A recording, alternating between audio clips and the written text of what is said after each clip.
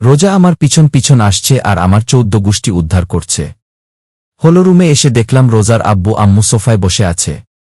রোজার বাবা আমাকে দেখতেই বলল, শাহজাহান কাজী, আরে বাবা নীল কেমন আছো? আমি, আসসালামুজালাইকুম আঙ্কেল আন্টি, আমি ভালো আছি, আপনার কেমন আছেন? রোকসানা বেগম, রোজার আম্মু, ওয়ালাইকুম সালাম, আমরাও ভালো আছি। তো আমার মেয়েটাকে এতদিন আগে পাঠিয়ে দিয়ে তুমি এত লেট করে আসলে কেন? আমি, সরি আন্টি, আসলে একটু কাজ ছিল তাই আসতে একটু দেরি হয়ে গিয়েছে। শাহজাহান কাজী, আরে ছেলেটা মাত্র আসলো, ওকে একটু রেস্ট করতে দাও, রোজার আম্মুকে বলল। রোকসানা বেগম, ঠিক আছে রোজা মা, যা নীলকে রুমে নিয়ে যা, রোজাকে উদ্দেশ্য করে বলল। রোজা আমার পিছনে দাঁড়িয়েছিল। পিছনে ঘুরে রোজার দিকে তাকিয়ে আমি ভয় পেয়ে গেলাম, কারণ ও ভুরু কুঁচকিয়ে আমার দিকে তাকিয়ে আছে। ওর আম্মুর কথা শুনতেই আমার কাছে এসে রাগী লুক নিয়ে বলল, রোজা, ঠিক আছে আম্মু, আমার পিছন পিছন আসেন। রোজা সামনে সামনে হাঁটতে লাগল। আর আমি ওর পিছন পিছন আল্লাহর নাম নিয়ে হাঁটতে লাগলাম। না জানি এ মেয়ে আমার কি অবস্থা করে, যেই লুক নিয়ে তাকিয়েছিল, না জানি কি হয়।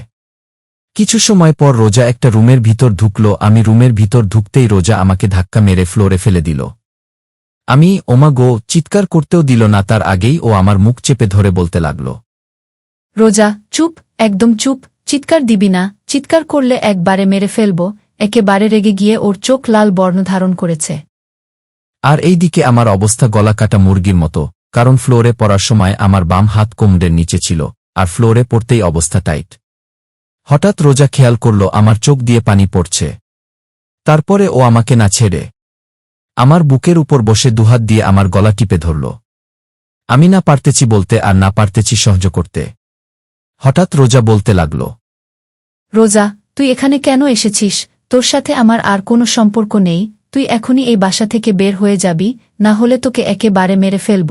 যা তোর প্রেমিকার কাছে যা, এখানে এসেছিস কেন? কথাগুলো বলতে বলতে রোজার নিজেই কেঁদে ফেলল। রোজার অবস্থা দেখে বুঝতে পারলাম ও প্রচুর অভিমান করেছে, সাথে রেগেও আছে।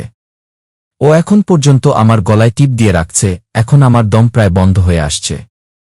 হঠাৎ রোজা আমাকে ছেড়ে দিয়ে আমার উপর থেকে ওঠে ব্যালকনিতে চলে গেল, হয়তো ও ওর চোখের পানি লুকানোর চেষ্টা করছে। রোজা আমাকে ছাড়তেই আমি গলা ধরে কাশতে লাগলাম।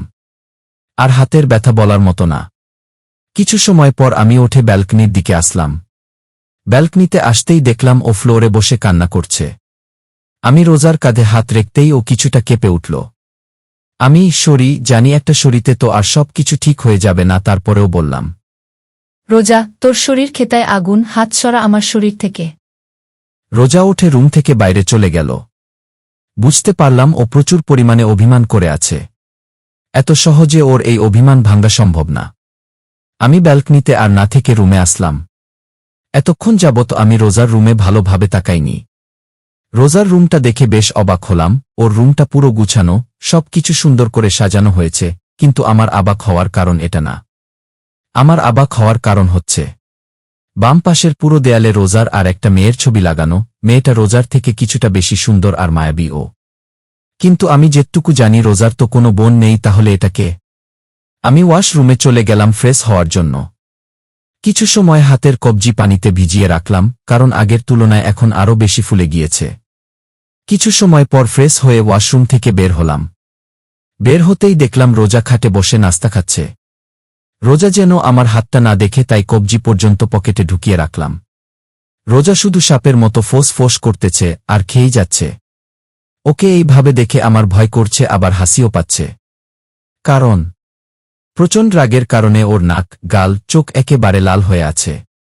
আমি রোজার সামনে গিয়ে বললাম, আমি, এত জিদ করলে তোমার ব্লাড প্রেসার বেড়ে যাবে। রোজা, আমার শরীর, আমি যা মন চায় তা করব, তোর কি? আর তুই আমার বিছানায় বসেছিস কেন? বলেই আমাকে আবার ধাক্কা দিল, আর আমি খাট থেকে সোজা ফ্লোরে পড়লাম। আর পড়তেই